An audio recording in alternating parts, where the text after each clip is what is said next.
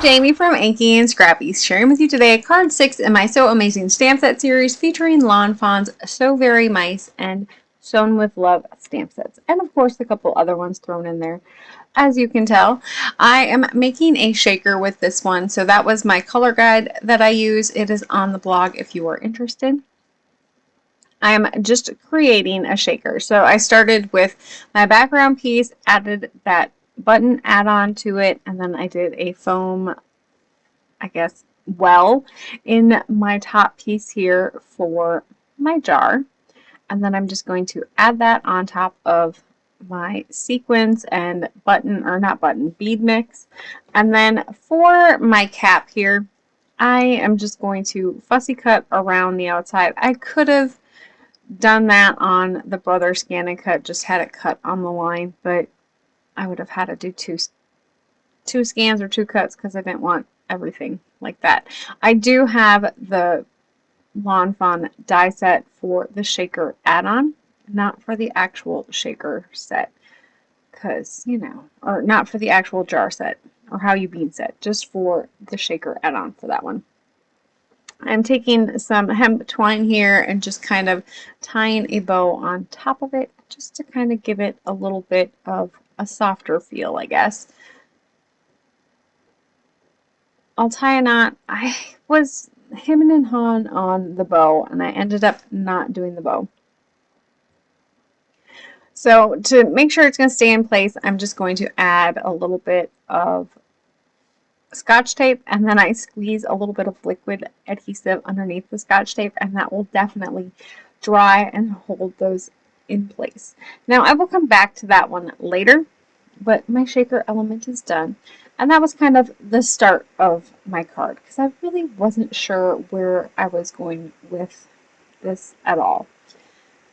I kind of had a few ideas. I still have a ton of I had a ton of images left from all of those images that I colored before I started the series. And so my goal with this series was to get all of my images off of my desk and not in my, cubby of all the things, all the images. I was trying to use up as many as I possibly could. So I'm just kind of laying out the scene as I'm thinking about it. At this point, I'm pretty sure I'm going with a 5x7.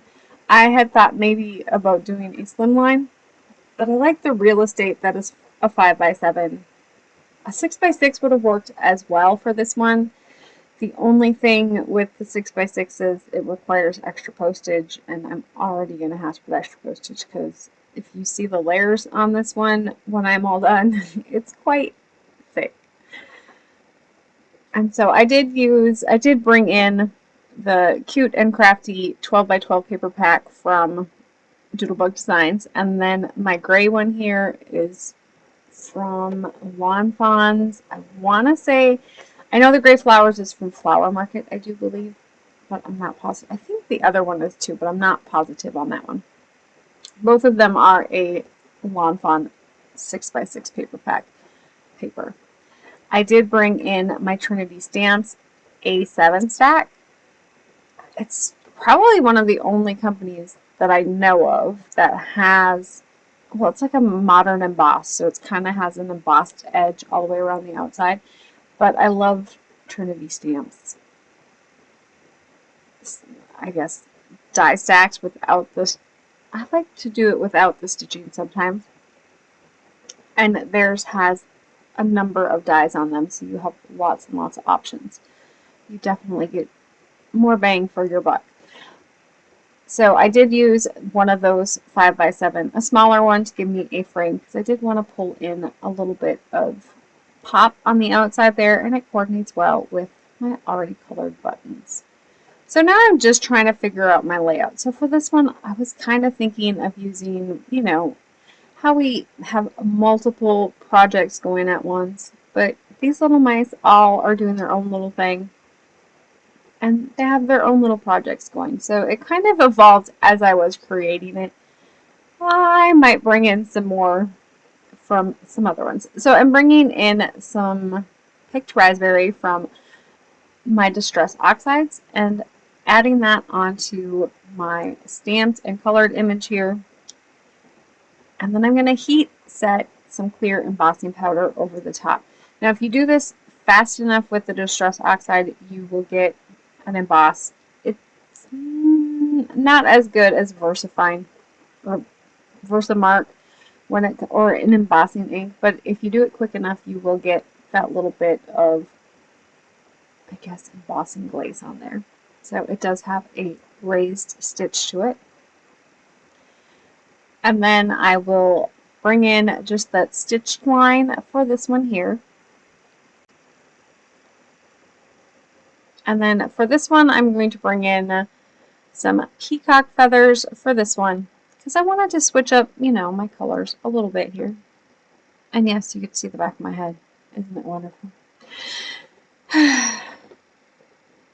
So I'm going to heat set that one really quick. It does, you know, as long as you work fast enough and you don't let your Oxide ink dry, it holds its own pretty well, especially on small images like this. Bigger ones, then I usually do the Misty, and I will do my Oxide, clean it, and then I'll do a VersaFine over the top of it to get a crisper, embossed raise, I guess, to it if it's a larger image.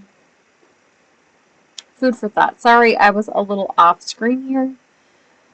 I create. I don't pay attention to the camera very often. I get in the zone.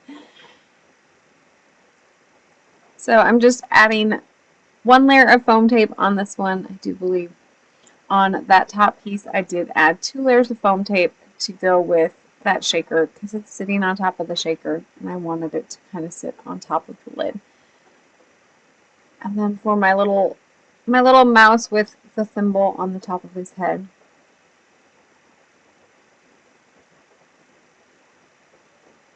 he will get 1 layer as well. And then I'm going to add in some of these extra buttons that I have. Kind of like they, you know, didn't make it in the jar, or maybe somebody took them out of the jar and was going to use them and then haven't used them yet. Imitating real life, possibly. Not saying who would do that. I don't have a whole bunch of bits and pieces on my desk that started, didn't finish. And then for my little ends here, I decided to do, because it's a really heavy, or I don't know, a fairly stiff twine, I can get a loopy loop on the end here. So I'm just wrapping it around the edge of my poker tool here. Crystal katana, I guess you could say. And then I just wanted to fill in the seam. So my little sewing mouse, he's going to need a pair of scissors. And then I have this other little guy here. And that's probably where it went from the So Very Nice sewing scene to a couple of different crafty things.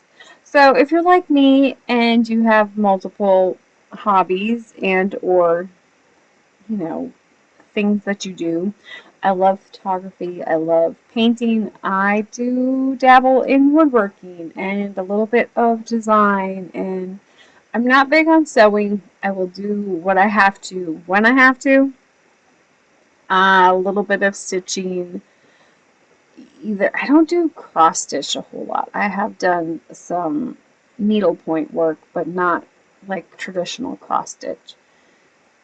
I do, I just, you know, felt things. I do a lot of crafty type things. My husband probably would wish that I would just stick with one, because my, you know, craft room kind of is the whole house. I have my painting. My messy stuff is in the basement, so when I redid my desk upstairs or on the main level, I was going to get rid of my old stuff, which was like cheaper Target, you know, put together furniture, and then shelving for a tabletop. And so the idea was it was starting to fall apart, some of it. So that's why I decided I needed to go with the real stuff. And so when he let me do that, I was going to get rid of all of the other stuff. And I have room in our old farmhouse basement, so it kind of all got moved down there, which is fine. I get to do my resin pours down there, and I keep my paint stuff down there. So when I do messy things, they tend to be done downstairs. Anyways, back to my little project here, or my card. So that was kind of, how it just started. And so these little mice each have their own little hobby that they're working on, but they're working together and they're enjoying everybody's company. And yes, the one that's got the thimble on its head is, needs some coffee because it's been one of those days, man.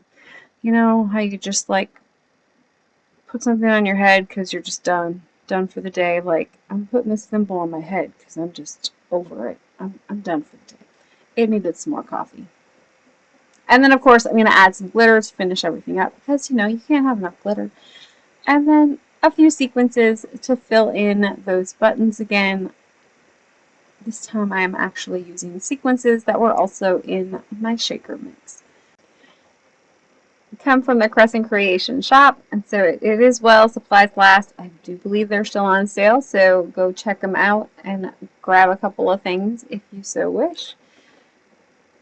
And so I'm just finishing up my whole layout. Now, did I think about a sentiment? No. I kind of got busy making my little mouse scenes, or each little mouse kind of had its own little scene and its own little story in my head, and I might have forgot the whole, I don't know, sentiment on this one. So I did end up pulling in the Tailored Expression